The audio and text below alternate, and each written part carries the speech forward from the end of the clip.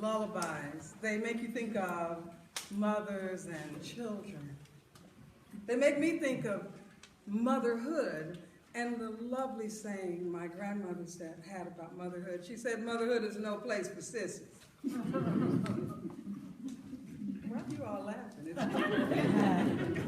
Motherhood is no place for sissies because when you have a child, she reaches into your chest and takes a piece of your heart and never gives it back.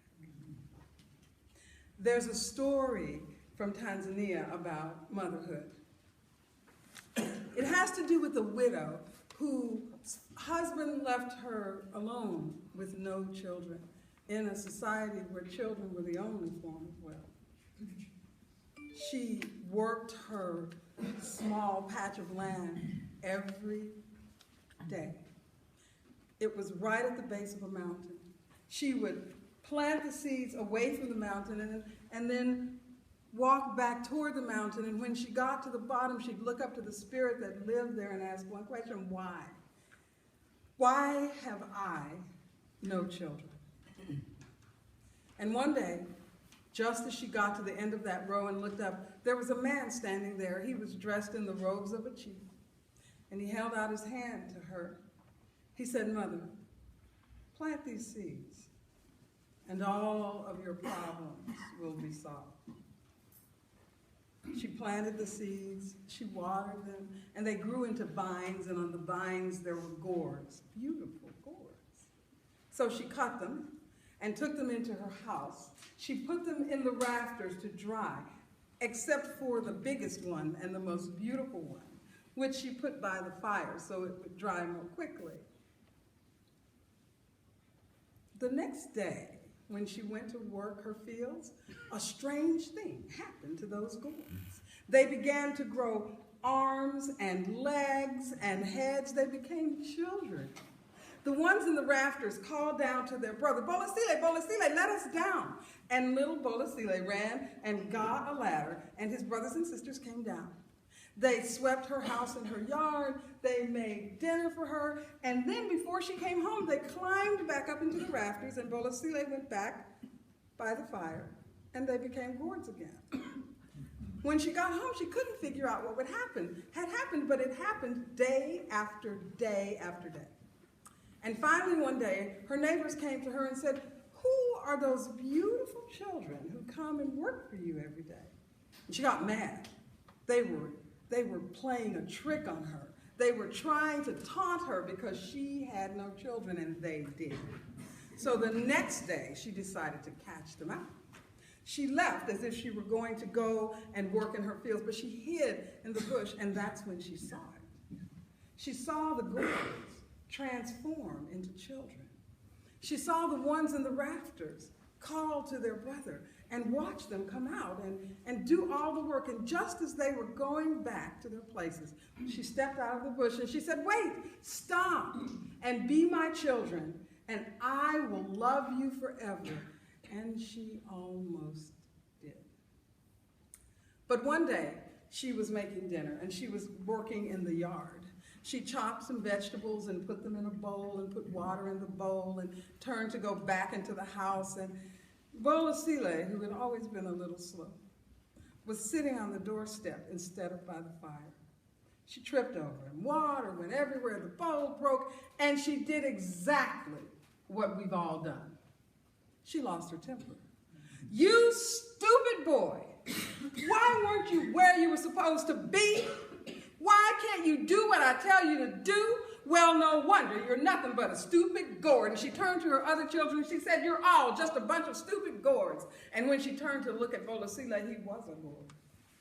And when she turned to look at her other children, they were gourds. Oh, she knew what she had done then. She begged them to come back, but they didn't. You see, they believe what we tell them. She never saw her children again.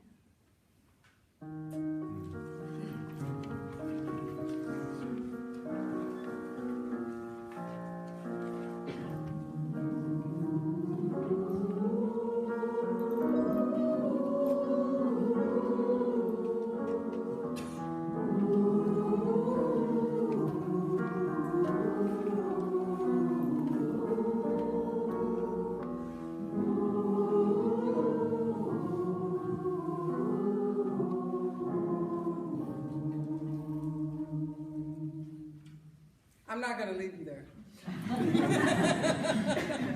I'm not going to leave you there. I want to talk to you again about children, but this time I want to talk about the gift that they are.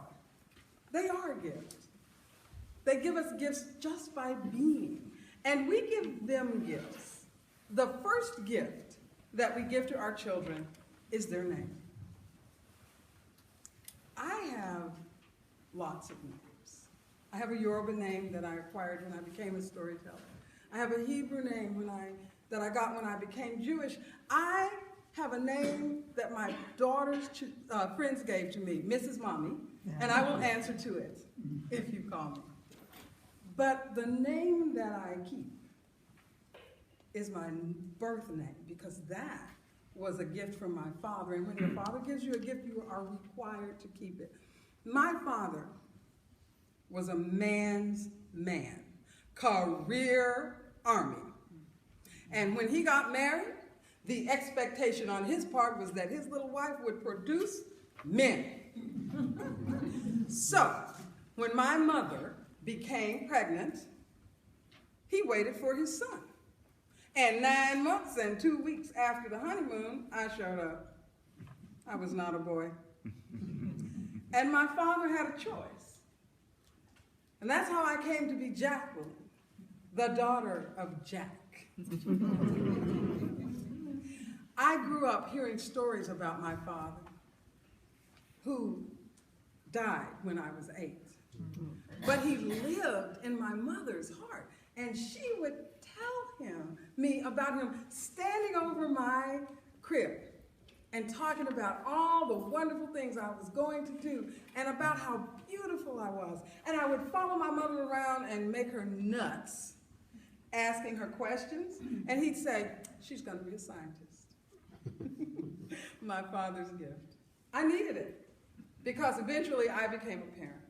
Now, my husband and I became parents through adoption, which has a very long gestational period and an incredibly intrusive process. And the first part of that process, they put you in a room with a social worker with a bun and a pencil. I swear, they all have a bun and a pencil. And they ask you all of these questions, just really invasive questions. But the first one is, do you want a boy or a girl? And I gave the politically correct answer. Oh, it doesn't matter, just as long as it's healthy. And my husband just laughed at me because he knew what I wanted, and he's looking at me like, just really, go ahead. So I said, a girl, I want a girl, please give me a girl. Oh my Lord, I had dreamed of this girl forever. I was going to name her Chloe. She was going to wear beautiful little clothes of my own design. She was going to read books. She was going to be a ballerina. If you have children, you know exactly where this is going. They called us. They said, we have a baby for you. And we went down and they showed us this picture of just mommy heaven. All brownness and roundness and I'm like, it's Chloe. And 3 or 4 days later, we went and picked her up. Her foster parents had told her what her name was going to be. She was 3 months old, so they had called her Chloe for the whole time that she was waiting for us. And they brought her in, and I called her name, and I'm not making this up, she fell into my arms. She pushed back, and we locked eyes, and we were having a moment, and then she heard my husband's voice, and she said, there's a dad. On him, but that's okay. You know, I can deal with that. And the next morning, we had her in the living room of our apartment, and the child was a genius because she was already trying to turn over. She had, and my husband, who has never been able to see her struggle in any way or be at all uncomfortable, rolled her over. And that child let out a scream, the likes of which I had never heard before in my life. The walls of the apartment began to shake. I'm like, turn it back over, please, turn. And he did, and she stopped. And that's when we heard it, as if she had spoken the words, Chloe's mantra, I'll do it myself.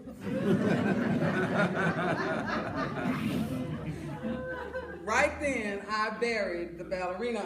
And I came to know the little girl that had come to live with me, who was strong and beautiful and independent. And I came to understand my father's gift. My father taught me that you have to let go of the child of your dreams so you can love the child of your heart. And when your father gives you a gift, you should pass it on.